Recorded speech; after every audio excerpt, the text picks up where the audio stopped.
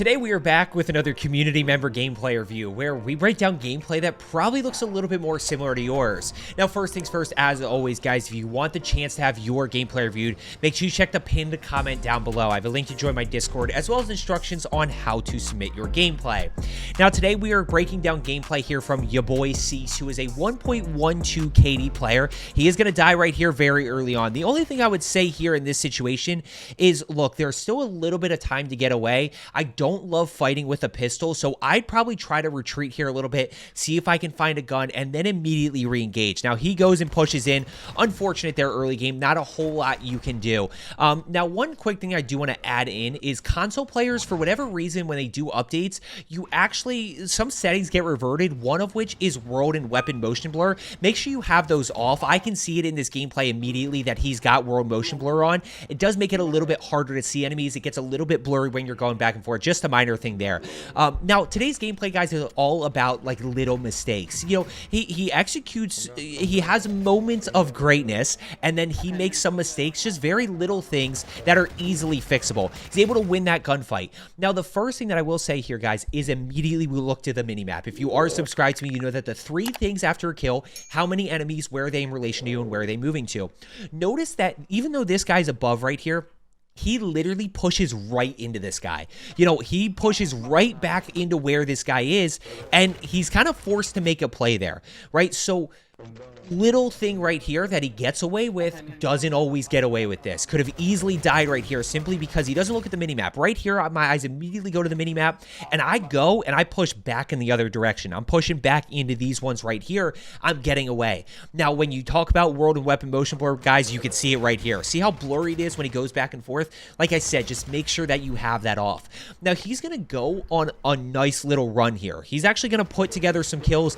He's got 2 kills, 16 other teams still alive. He's able to get that guy right there down in the corner. Once again, notice kind of not totally paying attention to the minimap right here. Kind of just chilling in a corner. He sees one guy flying in. He sees one guy on his level.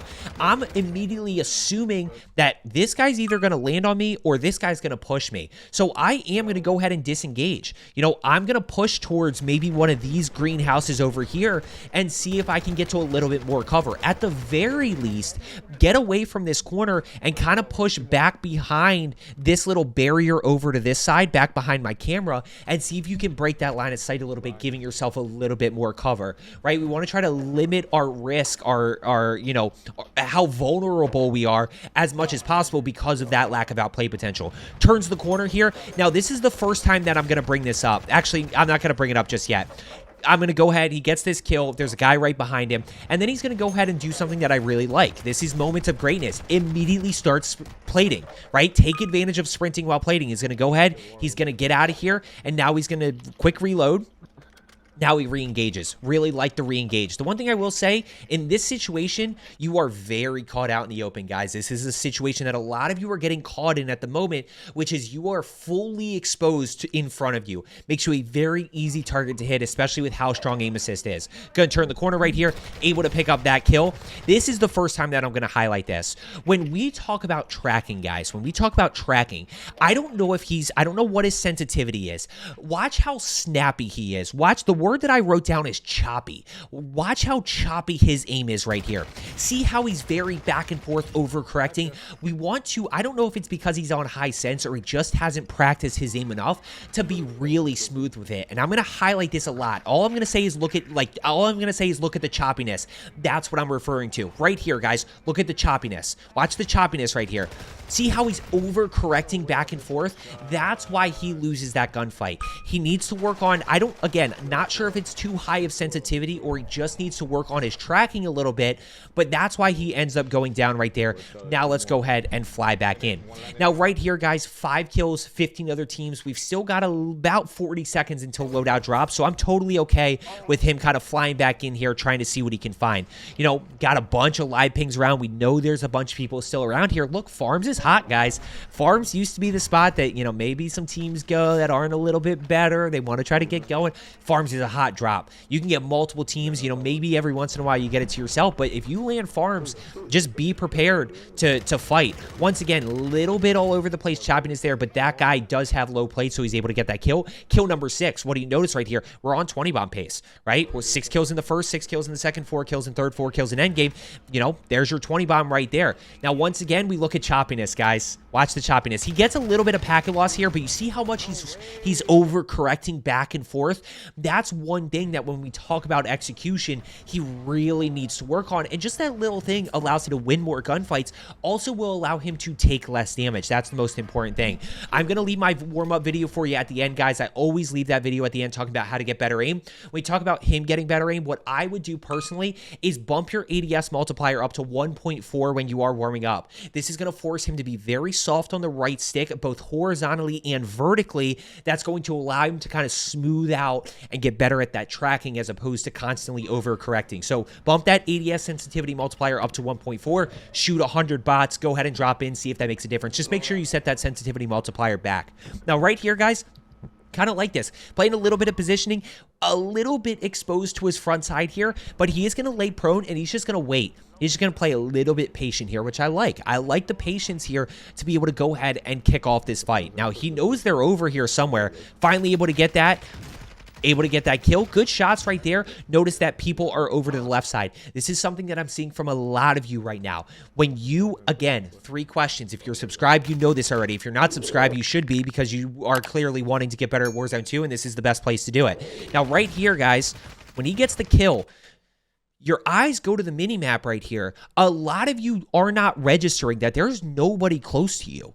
There's nobody close, right? There's no reason to retreat all the way back here. There's nobody close. So as soon as he gets this kill, I'll tell you what I do. Let me go ahead and walk through here. Boom, pop up. We're able to get that kill. Okay, let's go ahead and start retreating. Minimap, boom. Right there, I turn around, right? I'm not even off the crates before I'm turning around and I'm going, okay, I'm good. Let's go ahead and loot up plates. We'll kind of get back in the mix here. 7 kills. We got 13 other teams still alive here. So let's go ahead and he's going to turn the corner. Once again, a little bit overexposed here. And I think this jumps forward. Yeah, that he just jumps forward a little bit. So we're still good. Still plenty of people around here. Like I said, guys, if you want the chance to have your gameplay reviewed, make sure you check the Discord, the pinned comment down below. Now, right here, there's two things that I want to highlight. Number 1, just trigger patience, guys. He fires this bullet right there. That bullet gives away your location. At this point, you got to be a little bit more unpredictable. But, you know, you see this guy, you've got to challenge this guy. You got to jump peek this corner all the way out here. Make yourself a harder target to hit. That's just too easy of a gunfight for that guy to win, especially because you gave away your location. You know, if you do happen to fire a shot there, it is what it is. I'd love for you to keep that element of surprise. But if you don't, then you know that you have to make a move in order to win that gunfight. Now, when we talk about the regain process, kind of 2 major things that I do want to talk about. Number 1 is, you know, with the fact that you can buy perk packages, it makes the regain a little bit easier. Number 2 right here is just being able to grab his guns, grab this perk package, and basically he's regained, right? He's got everything that he needs. You know, the only thing that he doesn't necessarily have that he would... I actually think he's good to go here. Does he have a smoke? Did he run smokes before? What are we at? We're at 623 here. Let me see what he was running before. He was running smokes before. I want you to remember that because that's actually going to hurt him later on. So there is a smoke grenade right in front of him that he actually does not grab. Maybe his teammate snagged it automatically and it automatically refilled. But I want you to remember that because he doesn't have smokes. Now, by the way, quick tip for you. If you are playing with teammates and they don't, and they end up dying and they don't have lethals and tacticals, and you happen to be running resupply, drop them a smoke, drop them a throwing knife so that they then have their lethals and tacticals back. Yours are going to resupply anyway. So that's just a little bit of a team dynamic that you can take advantage of. Watch the choppiness. Choppiness again right here. Just a little bit, right? You see how all over the place he is? Just a little bit of tracking that he's got to work on. And he, again, didn't take any damage there, but you never know with that second enemy. Never know what situation we could be in where we've got to immediately... I guess in that situation, if there is another enemy, he doesn't have enough bullets to actually get that kill. He's got 8 kills thus far. So, again, we've seen these kind of moments of greatness, but still struggling with some of the little things, and that's kind of affecting his pace of play. Now, 8 kills, good shots right there. Obviously, he's able to get that kill of the guy in the corner. 9 kills, he's still technically on 20 pace here, and really good job this time of catching pushing the guy all the way backside where their loadout was, and he's going to go ahead and work that way. 9 teams. He's got $6,000, so just a little bit of cash flow. You know, I'm okay with him going and challenging this team immediately. Can't quite get that down. He is going to be able to get that down, though. Good shots right there to get that down. But don't be so hungry for this thirst that you leave yourself overexposed for this right side right here. Gotcha. Yep, he's going to see this guy further back. Watch how he goes, again, little moments of greatness here. Watch how he doesn't over-challenge this. He's going to go ahead and he's going to play his positioning a little bit. He's going to play his positioning. He's going to play high ground here. He's got the information. This guy's over here somewhere, just not 100% sure. Yep, now he catches a quick glimpse. He's in a good range for the Lockman. He's got high ground. He's got cover. They're going to go ahead and pull back here. I'm okay with this. I'm okay with them pulling back here a little bit in a second to kind of reset this instead of just going ahead and pushing in. 10 kills. He's in a good spot here. A lot of you guys don't recognize that you're in a good spot. Now, right here, guys, you got to make a decision. You either got to push in or leave. Right now, he's got money, so I'd be tempted to go buy a UAV, right? You either got to push in and go ahead and anticipate this solo being in here, or you got to leave and go ahead and pick up your pace and play again. You're just, at this point, you're just wasting time. Yep, so I just would have liked to have seen that decision a little bit sooner. Maybe like 5 seconds sooner, maybe, you know, 5 to 10, somewhere in there. So let's go ahead. He's going to work his way back here. Still 8 other teams, still a very healthy lobby. Now, you look at this lobby and you're like, where is everybody?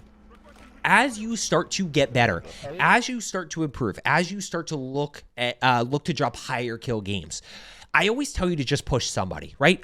I don't mind them pushing this, right? Because it's an easier team to fight.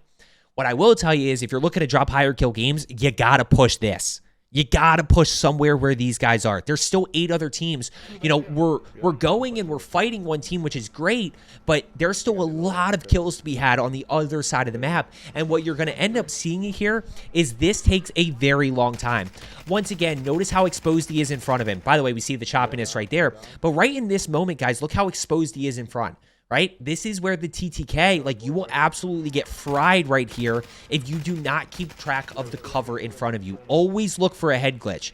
Always look for a head glitch. Once again, just completely caught out in the open, right? Now he's in a tough spot. He's got to make a play here, and that guy's on a head glitch, right? If the yellow teammate isn't there, he gets put in a really bad spot because, you know, he's got to really execute in order to fry that guy off the head glitch. Now, he is able to get over top of this wall right here. We're going to go ahead and jump forward a little bit.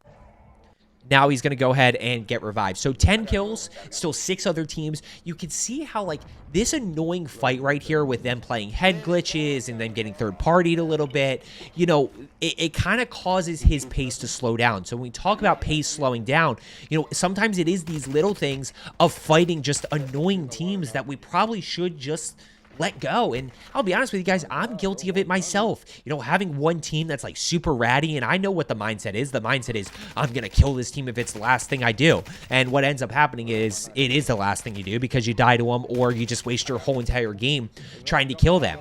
You know, we're still kind of in this little bit of a weird position here, fighting a team, and they're going to go ahead and push up. They are going to go ahead and push up.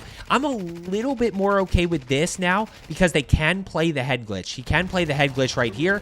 Good shots. Now, don't get caught in this moment right here. Continue to think about your head glitch. I don't know if this is an accidental mantle, but this right here, in a second, he's going to stand literally on top of the car. This is not the spot you want to be, right? I would try to maybe reposition around, knowing that you have time to get this thirst. Reposition around to this left side, see if you can get a good angle, at which point you're a little bit safer because he's like a bullet. No, he's not a bullet because he has a plate. He's low health right here. He's got to be really careful with that team challenging. 12 kills, still 3 other. By the way, that lobby got smoked. That lobby just got absolutely fried out of nowhere. 3 other teams left now. 1 right in front. Once again, guys, look, what I will tell you is this is a dangerous spot to be in. Good players will absolutely destroy you. And I'm not saying anything about this enemy, right? I don't know what skill level this enemy is, and they kind of had the smoke or the enemy through the smoke. What I'm telling you is that if you get caught in this spot right here with no cover, and this enemy is frying you up, and this enemy's on a head glitch, you are going to get absolutely destroyed by a good player. Now, he ends up bailing himself out. Yes, every once in a while you will bail yourself out of those situations, but you got to understand what makes the head glitch so dangerous to go against and what you can use to your advantage is you have to be perfect. They can literally see your whole entire body. You can see their head. So if you execute perfectly, you're going to hit all headshots and your TTK is going to be ridiculous. But if you miss a single shot, if you shoot the concrete, if you shoot the wall and you can't actually shoot through it, then you're going to end up losing that gunfight. You got to be perfect. Right here, still two other teams. They've got 4 other people. By the way, this is Trios. Hopefully Trios comes back here soon. Now, one thing I would do right here, guys, when in doubt, play high ground, right? We got information that enemies are over here. We're not 100% sure where because we don't have a UAV up, right? If we have a UAV up and we know where everybody is, let's go ahead and challenge. But if we're not 100% sure, play your high ground. Hit this jump spot right here, play up top, see if you can play a little bit of positioning, shoot down on people, just a little bit less risky. Just a little bit of a better situation that we can actually be in. He's low health. Good job not going down there. But now all of a sudden, somebody died here. So he's got 13 kills. It is a 2v3 situation. Now he is going to play high ground, which I really like. Look at how much better of a position this is, right? He can see more. He's got more cover. He can obviously, he's got a little bit of a head glitch to play off of, but he gives it up, right? He immediately gives it up right here, which I don't like. He can kill these guys. Those guys could have died from up top. He could have killed those guys from up top easily. 1v1 situation right here. Remember how I told you guys? Remember how I told you very early on? Remember that he didn't have smokes? This is why. He ends up losing this. Well, I just spoiled it. Little bit of a tough situation, guys. He just shoots shoulder shots right here. That is a mouthful to say. He just ends up hitting some shoulder shots. Good job trusting his high alert. But if he has those smokes, all he needed was one smoke. He buys both of his teammates back. They both come back in. That is a very easy clutch at that point. Unfortunately, a little bit of a 50-50. It's Warzone 2. Anything can happen. He hits some shoulder shots right there. You can see the shoulder. This guy, I don't know where this guy's actually hitting, but unfortunate there to lose that gunfight. So guys, I hope you found today's video helpful. As I always say, let's get better today, and I will see you tomorrow.